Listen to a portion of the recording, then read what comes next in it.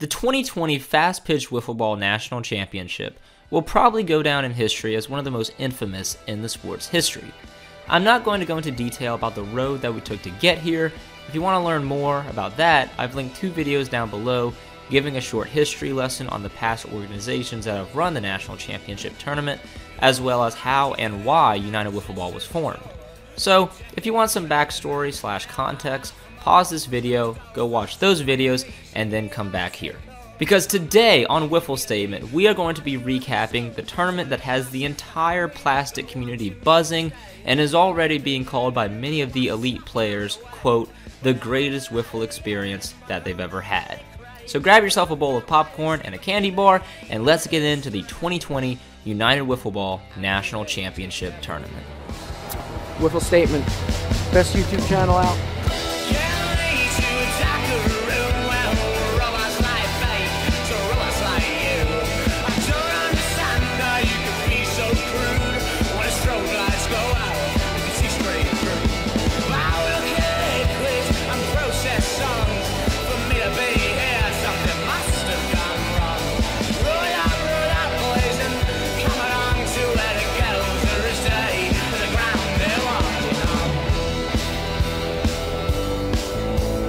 One of the most exciting draws of this tournament was being able to play in an actual baseball park that would really give the event a championship stadium vibe.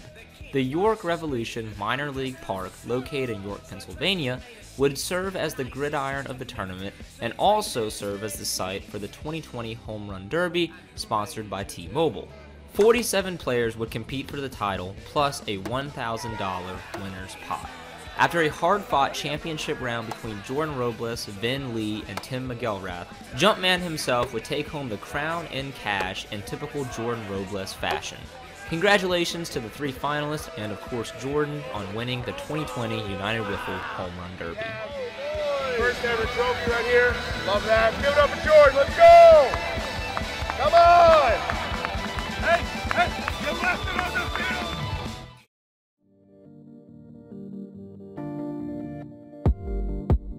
As per most nationals, the tournament would be a 2-day affair, the first day being to make it out of your initial bracket, and Sunday being a Sweet 16 style single elimination to get to the actual championship. The 40 teams would be divided into 5 groups, and your first 3 pool play games would be the fight to make it out of your bracket. Go 3-0 or 2-1, you automatically advance to Sunday. Go 1-2 and you play in the Rocky Losers bracket Saturday night, trying to battle it back to Sunday. And go 0-3, well, you've stamped a ticket for your plane ride home. The term United Wiffle Ball really began to come to fruition when teams began funneling into the park. I dare say that we have never seen such a diverse crowd of players from around the country at a national tournament. With 26 states represented and over 25 leagues from California to New York to Texas and Minnesota, the feeling of playing for a national title felt more alive than ever. And so, after all the waiting, all the anticipation, the 2020 National Tournament would all begin Saturday morning.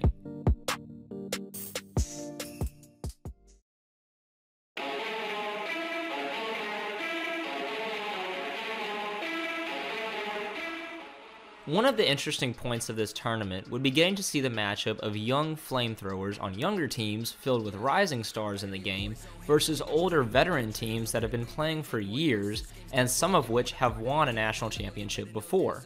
One of the first games of the day would be that type of matchup, with the O-Bombers facing off against Wiff Inc., the former throwing young flamethrower Mike Toohey against Wiff Inc.'s captain Anthony Didio in an exciting pitching matchup. Kaufman of the O-Bombers would come up clutch with a 2-run RBI single, and Toohey would pump mid-80s to low 90s all game to overpower Wiff Inc., shutting them out 2-0. Toohey would then go on to shut down the Cheese Balls in a 6-1 win, ultimately leading his team to a 3-0 record and the number 2 seed for the Sweet 16.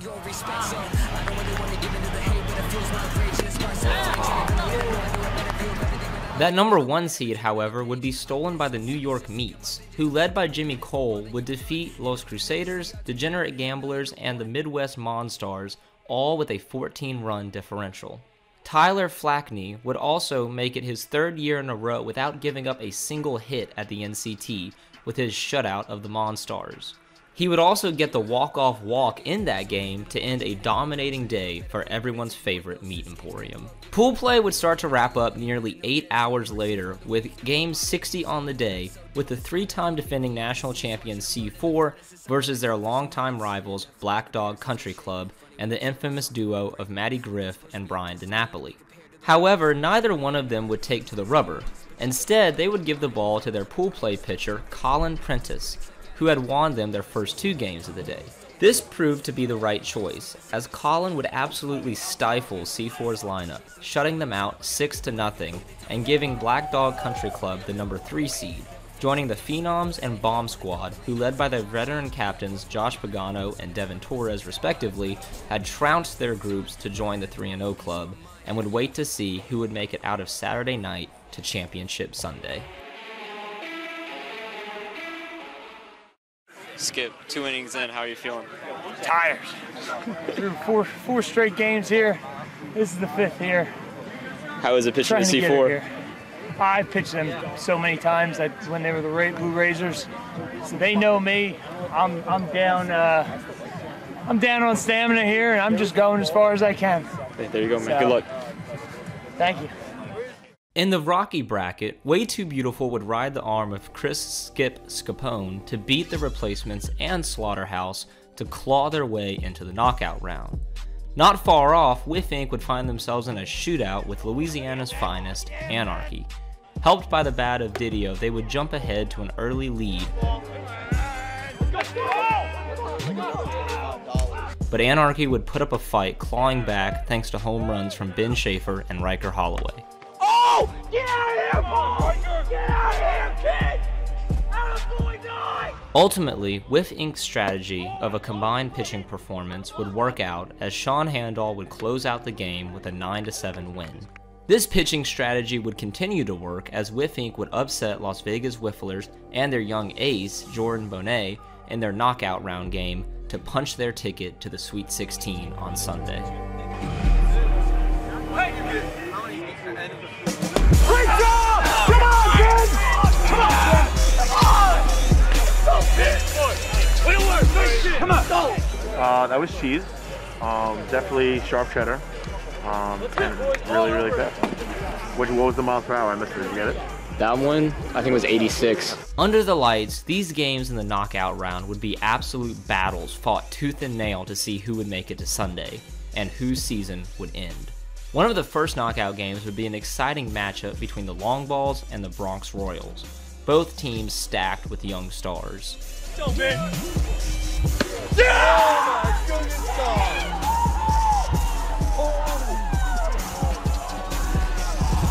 Let's fucking go!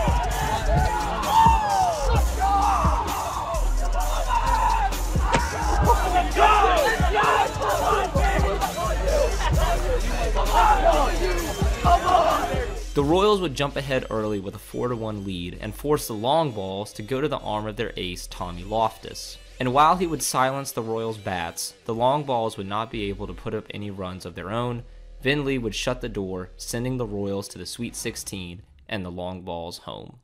While that game was going on at the main field, way back in the corner of Peoples Bank Park, we had an absolute dogfight between the 603 All-Stars and Sueño. 603 would take a 1-0 lead halfway through and continue to ride the arm of Pat Leahy, who thanks to some big-time pitches and clutch fielding, would keep the Sueño bats at bay. Ultimately, the game would come down to a single at-bat with Leahy facing off against Ryan Foley.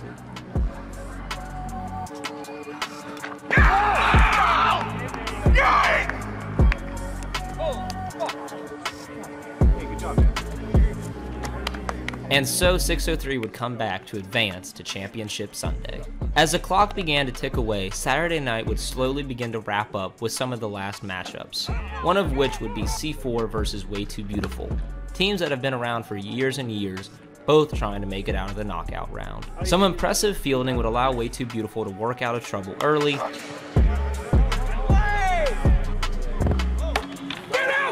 Come on, get down, get down. But the bats of C4 proved to be too much, as they would take a 1-0 lead and ride Norris's arm for a win and a ticket to Sunday. One of the last teams to punch that same ticket would be the usual suspects, who found themselves in a back and forth late inning battle with the Canines. After taking the lead late 3-2, team captain Dan Lanigan would close it out to advance the longtime powerhouse of the usual suspects to the Sweet 16 on Sunday. Oh, Will. With a fresh. That's right. That's fine. Good job, bro.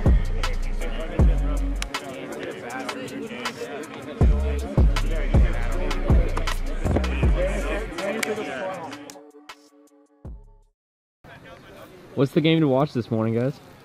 Well, we came out to watch. We got some dear friends on C4, but I'm going to tell you, just watching the meets do anything right now. There's always a team that's getting the timely hits, that's putting them together every time they need them, and the whole tournament it's been them, and they are keeping it up today against some filthy pitching. So I would say, I would guess you go into every tournament, C4 is a favorite, yeah, right? What you got here is that the Bronx Royals in the tie game were trying to decide who to pitch. And it looks like they decided against Cooper Ruckle and going with Connor Young. And we'll see how that works out.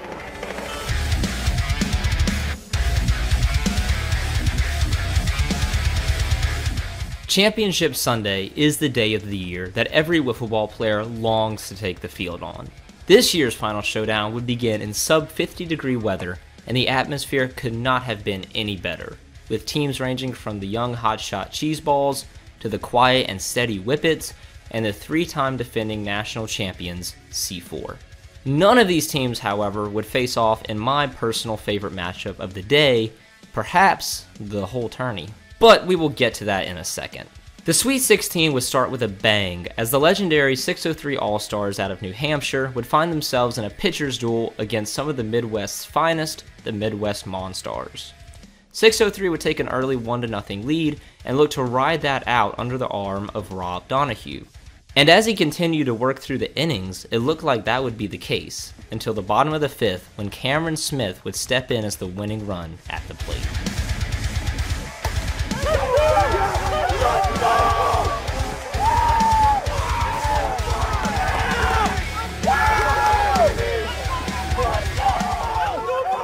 However, the celebration would not last long, as they would immediately go to work against the California-based Whippets. Led by the seasoned duo of Randy Dalby and Peter Maccabee, the Whippets had quietly worked their way through the tournament with a 4-1 record. They would face the arm of legendary Midwest pitcher Caleb Yonkman. Yonkman would struggle with control in the third, and after back-to-back singles from Dalby and Maccabee, the Whippets would take the lead and not look back, tacking on another run in the fourth.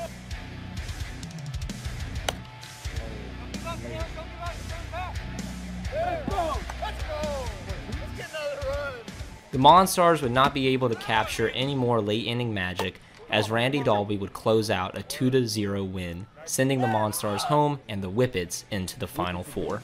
They would get to face the winner of an absolute juggernaut of a matchup between the O-Bombers and the usual suspects facing off in the Elite Eight. Young pitching stud Dan Haverty would get the ball for the O-Bombers, and his job would be to shut down the red-hot bats of the usual suspects.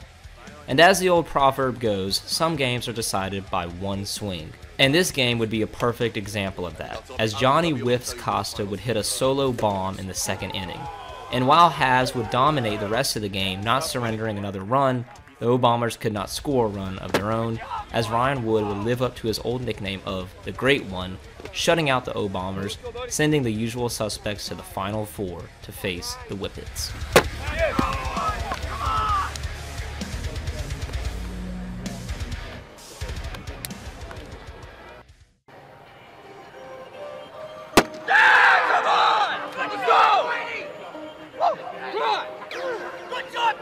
Now, on the other side of the bracket, we had some absolute showdowns. Comparing the two sides of the bracket, it was safe to say, and a more or less unanimous opinion of the spectators of the tournament, that this side of the bracket would be an absolute bloodbath to narrow down to the Final Four.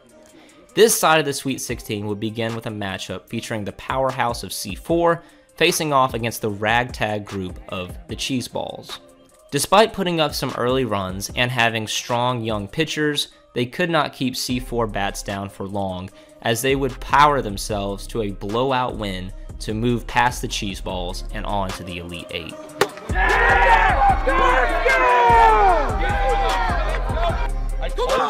Let's go!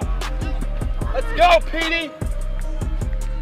Who C4 would face in the Elite 8 would be decided by one of the best games of the day and perhaps my personal favorite game of the tournament. That game would be the Sweet 16 matchup of the #1 seeded Beatz versus the absolutely electric Bronx Royals. Both teams with plenty of experience and had made solid runs at past year's nationals. Going into this game, there was a lot of hype surrounding which one of these teams would break out to move on and end the day for the other hotshot team. The Beatz would start the experienced Ryan Bush on the flat hill. Opposing him, the Bronx Royals would throw Connor Young. This game would waste no time in the excitement, as in the top of the first, Nick Martinez would go Oppo Taco on a screwball for a 3-run shot to snatch an early lead. The Beatz would battle back to tie it at 3 apiece, but once again the Bronx Royals would shoot ahead thanks to an RBI single from Rob Longeroux.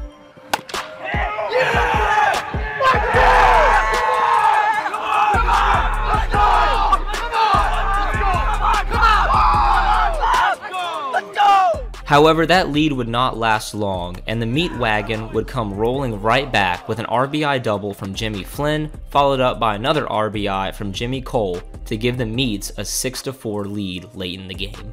And so, with their backs against the wall in the final inning, team captain Nick Martinez would step to the plate with 1 out and the bases empty, trying to spark a rally for his squad.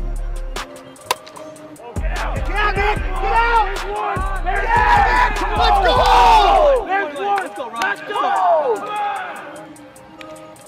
That home run would put the Royals within a run from tying the game, sending longtime Wiffle warrior Rob Longeroux to the dish.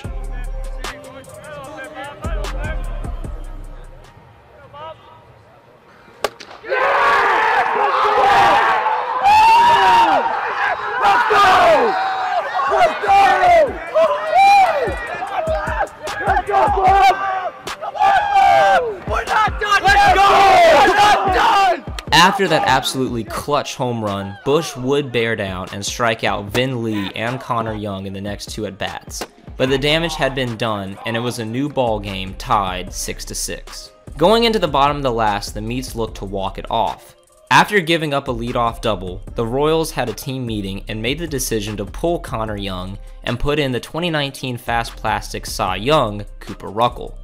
Cooper had struggled with command all weekend and as a result had not been used much, and after he walked the first batter he faced on 4 pitches, it looked like the Royals were going to give up the game with runners on first and second and no outs.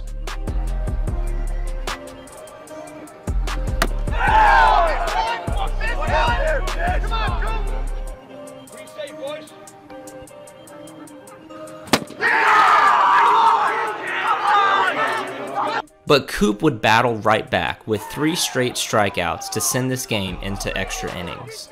The Beatz would leave in their captain Bush, and the Royals would once again get the spark from Nick Martinez, who led off the inning with a single. He was followed by another single by Vin Lee and a walk to put the go-ahead runner on third with 1 out.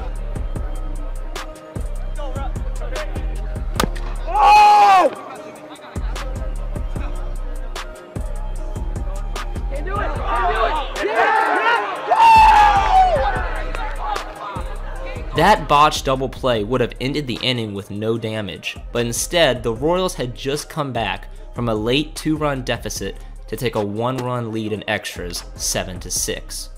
Bush would go on to get the last out, but now it was time for the meat wagon to put up a comeback of their own down to their last 3 outs. Flackney would start out the inning with a long single. Get out of here! Cooper would get the first out by sitting down Flynn, and then after an unsuccessful double play attempt, Stay in. Attaboy. Come on, make it hurt. Let's go. that runner would move on to second with 2 outs. This would send power hitter Jimmy Cole to the plate with the tying run on second, trying to keep his team's tournament run alive. What do you say, Jimmy? Stay hot. Oh! Come on! Jimmy, come on! Come on! Come on! And with that, the Royals would take home one of the most exhilarating games of the tournament in dramatic fashion. Unfortunately for them, they would go on to run into C4, throwing Sean Steffi in his first game of the weekend in the Elite Eight. It would be here that the Royals' run would be stopped in its tracks, as Steffi would throw a one-hitter and the defending champs would put up 7 runs for an easy victory to advance to the Final Four for the 4th year in a row. After that win, C4 would then have to wait to see who they would face between Black Dog Country Club and the Phenoms, both longtime powerhouse teams looking to end a long drought without a national title. Jordan Robles would come into the game throwing absolute smoke after just coming off of a win against Wiff Inc. in the Sweet 16. However, he would run into the bat of Matty Griffin early on.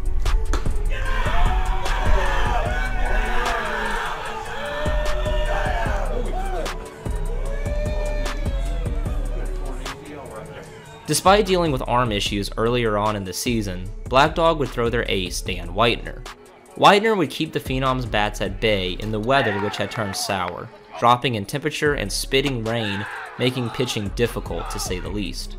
The Phenoms would uncharacteristically struggle with control later on in the game and allow Black Dog to jump ahead to a commanding 5-0 lead. In the last inning, they would turn to Brian DiNapoli to close it out. Robles would smack an RBI single to right to put the Phenoms on the board, but this is where the Phenoms' rally and run would end, as DNAP would settle in to close out the game, sending Black Dog Country Club to the Final Four to face C4.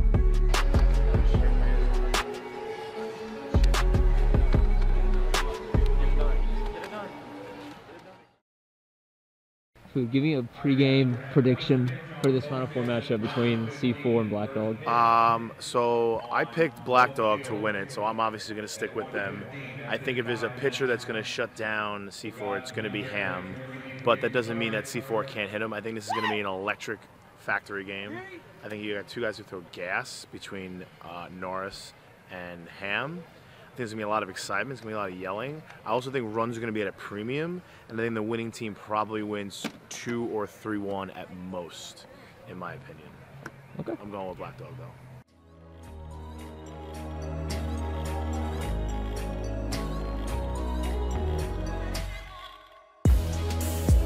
The Final Four would be filled with stacked veteran squads, with most of these players having 10+ years of professional Wiff experience. On one side, you had longtime rivals C4 and Black Dog Country Club, and on the latter, a West versus East Coast battle between the Usual Suspects and the Whippets Wiffle Club.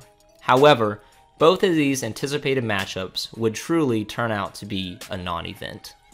In the Usual Suspects versus Whippets game, the Whippets would start Randy Dalby, who had pitched extensively over the weekend leading up to this game, and despite putting forth his best fight, his arm was just gassed.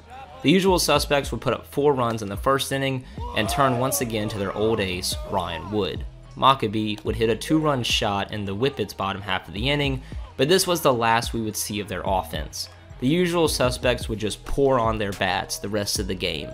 They would have Johnny Costa close out the game for them in an 11-2 win, putting the Usual Suspects in their first fast-pitch national championship game since 2011. On the adjacent field, we had what was set to be an exciting pitching duel between Sean Steffi of C4 and Dan Whitener of Black Dog Country Club. A pitching rematch from the 2019 Nationals when C4 battled back to steal a win from Whitener. The pitchers would trade zeros in the first, and it looked like we were in for a hard-fought battle from the rubber for both teams. But in the second, the elements began to take their effect, and Steffi struggled with control, giving up 2 runs.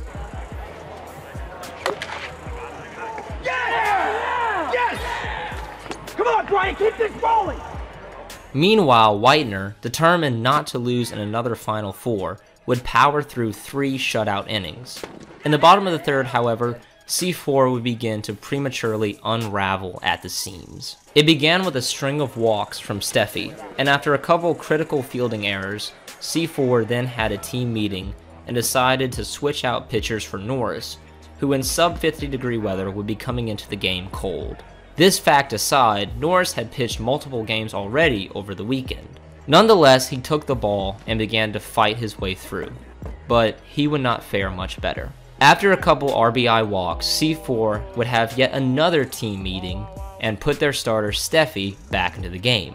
At this point, C4, the 3-time defending champions, were wallowing in a game that seemed unwinnable. And after a couple more walks, it was, as Black Dog had just mercy ruled their longtime rivals 10-0 in the 2020 NCT Final Four. And so would end the 3-year consecutive title run of C4 and their chance to make history as the first 4-time straight national champion.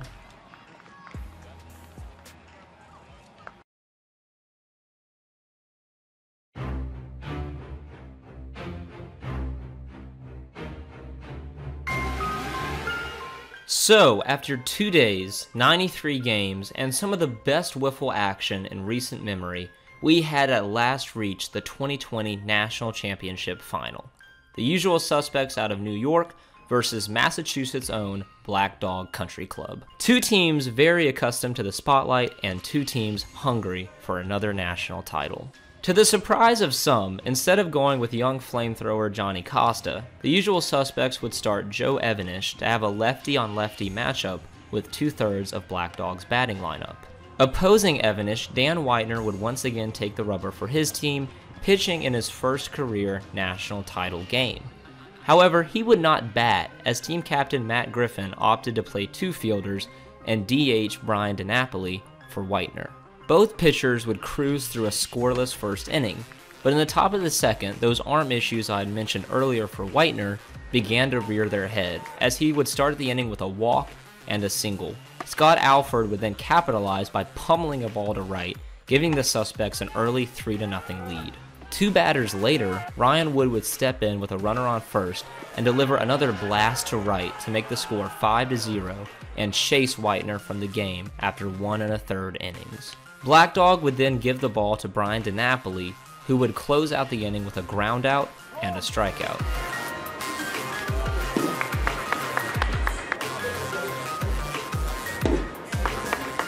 Evanish would continue to work with a 5-run cushion.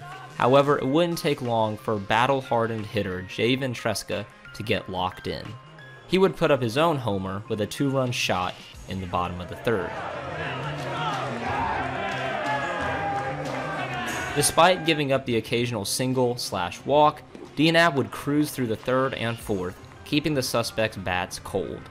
In the bottom of the 4th, it looked like Black Dog was going to rally with a runner on first and 1 out, but a double play ball would quickly snuff out the rally, sending the national championship to the final inning, the score 5-2, usual suspects on top. Despite getting runners on first and second with 1 out, the suspects could not capitalize in their half of the inning, as DNAP would once again shut the door with another scoreless frame to give his team a chance to come back in the bottom of the 5th. Going into the final frame, Johnny Costa had been warming up between the 4th and 5th innings. It looked like they were going to bring in the young ace to close out the game, but instead team captain Dan Lanigan decided to keep Joe Evanish on the flat hill. Evanish would start the inning by freezing Griffin on a nasty drop. Next would be Jay Ventresca, who would deliver once again with a solo shot to put his squad within 2 runs. In the next at-bat, DNAP would walk, putting the tying run on base. However, Matty Griffin would pop out his next at-bat to put the 2nd out on the scoreboard.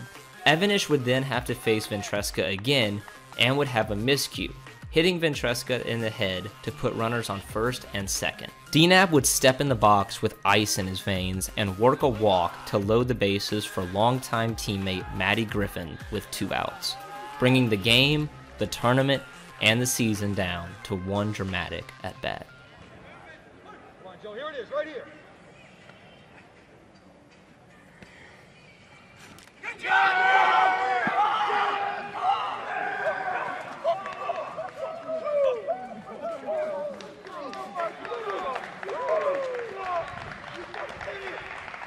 So it was that 10 years removed from their last national title, the usual suspects would find themselves once again taking home the last game of the year. Congratulations to the usual suspects on winning the 2020 United Wiffle Ball National Championship. Also, congratulations to the runner-up, Black Dog Country Club for having an absolutely amazing tournament as well. I would also like to say that due to constraints, I wasn't able to cover every single team and every single highlight from the tournament, so shout out to all the other squads that competed and gave it their all. It was definitely an amazing weekend for Wiffs and a great sign of what is to come. If you guys would like to see the full version of the championship game edited by yours truly, I've linked it down below so you can check that out. Also, all the links for all of the United Wiffle Ball social media networks are down below, so you can see all the rest of the action from the weekend. And there you have it, guys, the Wiffle Statement Recap of the 2020 United Wiffle Ball Tournament. Hope you guys did enjoy it. I know this one took a while to come out, just a lot of work that went into it, so I sincerely hope that you guys did enjoy the final product. For more from myself, Ben Schaefer, you guys can drop a like and subscribe. Also, be sure to let me know your thoughts on the tournament down below in the comments. I would love to know. And with that, we are going to wrap up here, my fellow plastic friends. Get out there, play some Wiff, and I will be talking to you guys soon. Goodbye.